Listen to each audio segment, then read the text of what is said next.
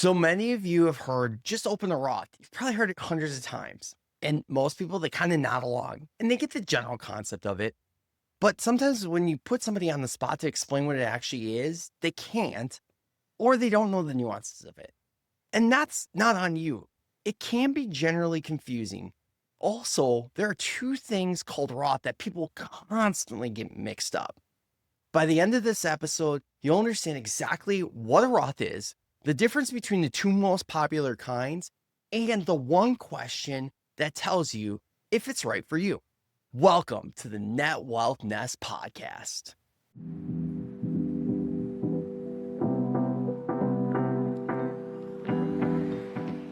A Roth isn't necessarily complicated, and even when it's explained in plain English, the nuances and the follow up questions most people have, that's where it gets confusing.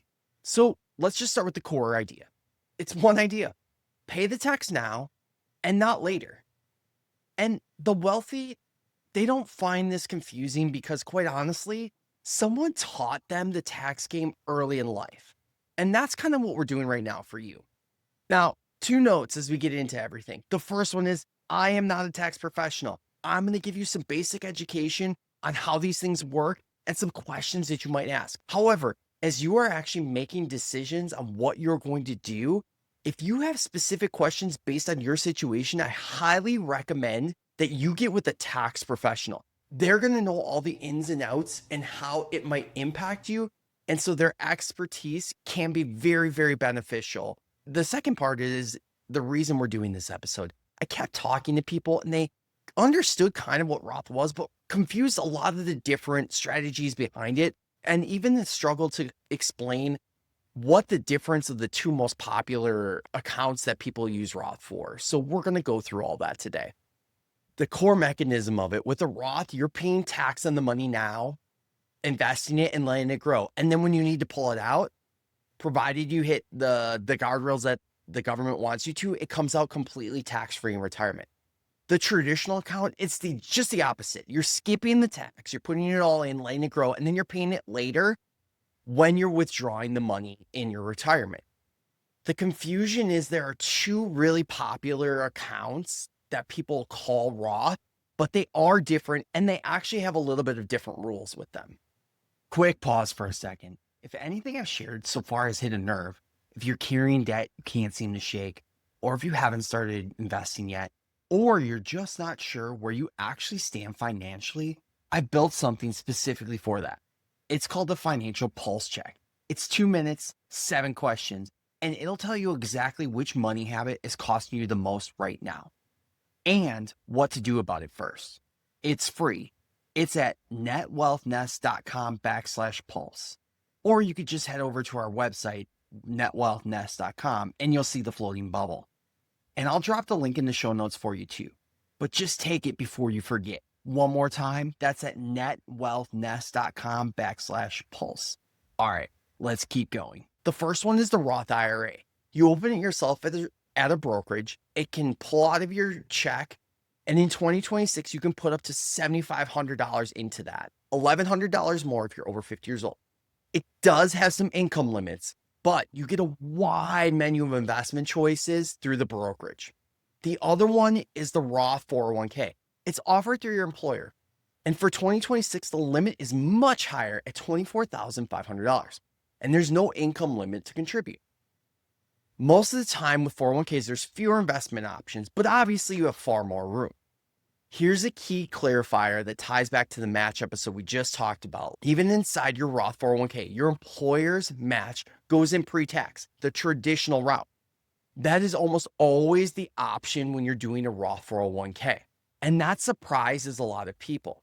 Now, there are options based on law changes in 2022 that allow you to select the employer's contribution as after tax, so Roth, if your employer offers it. Many do not because they have to change the way the payroll is handled when they do those contributions. It's worth checking out. Now, the other watch out with this is those contributions that are put in after tax. Again, if your employer offers it, the taxes are not withheld during the contribution, meaning that whatever your employer contributes, you will be liable for the taxes when you file your tax return at the end of the year. This is a big surprise to people, and leads to many people owing money on their taxes that they just didn't anticipate. Second clarifier for any of these: if you pull money out of your Roth early, so before you're 59 and a half years old, or have it less than 5 years, you will end up paying income taxes on the growth of the account. This is really important to understand and make sure you do it the right way, because the whole point of a Roth is to figure out how not to pay taxes in the future. So don't mess these points up. Quick thing you can do: figure out which one you have access to. Most people, if they're making under $150,000, have access to a Roth IRA. You can open that today and set it up. But it's worthwhile checking if your company also offers a Roth option inside your work 401k. And then understanding if their contributions are pre-tax or post-tax, and knowing that you'll have to pay some taxes if they're doing a post-tax or if you select that post-tax. Okay, so the second thing that many people ask is, should I do the traditional or should I do a Roth? And I'm going to reiterate one thing here. I am not a tax professional. These advanced questions on what would work for you, I recommend that you work with a tax professional and look at your specific situation. I will give you some questions to ask and think about so you can help answer those questions when you're working with maybe your HR person or your tax professional. The one major question that you should ask or think about is, do you expect to be in a higher tax bracket later in life or in retirement than you are today? If yes, the Roth wins. And that's because you're locking in today's lower tax rate and never paying tax on the growth. Now, the other key thing to think about is, do you think taxes will be more expensive in the future? And this is something you have no control over besides voting and seeing what the government does. But the government controls our federal tax rates, and your local government controls state tax rates. If you anticipate that those will be higher in the future, plus your income will be higher, it makes sense to think about a Roth. For most everyday earners, and especially those individuals that are working and growing their income year over year with raises or promotions, most of the time, the honest answer is yes. Your tax rate now is probably lower than what it will be in the future. And that's exactly why Roth fits so many people early in their journey. Again, it's about knowing the guardrails. The Roth IRA has those income limits. And for 2026, a single filer's ability to contribute directly phases out between $153,000 and $168,000. For a married couple, that's going to be $242,000 to $252,000. Earn above that, and you probably lean on the Roth 401k or maybe some other routes. Now, wealthy people, they don't ask, is a Roth good? They ask, which bucket does this dollar belong in for the best or lowest lifetime tax? That's called thinking about tax location, and that's what we're talking about right now. So let's talk about some other things that wealthy people think about as they're choosing some different options. The move most people never hear: you don't have to pick one of these forever. Holding both Roth and traditional money gives you a dial to control your taxable income in retirement. You can tune these up or tune these down. The goal is just to understand when and where it makes sense to do Roth or traditional. The other thing is, you don't have to fund everything at once. Try to understand the order you're going in. First and foremost, we talked about capture your match in your 401k first. Deciding whether you want to do that with Roth or traditional is depending on what your income is and how you're living your lifestyle. If you're struggling with paycheck to paycheck, it might be easier right now to do a traditional account and then transition over to Roth as you free up and grow more gap between your expenses and your income. Understanding the Roth is actually the easy part. Opening it and funding it every single month for decades is where most people stall out, or where they get stuck because certain things come up in their life or certain challenges come up in their life.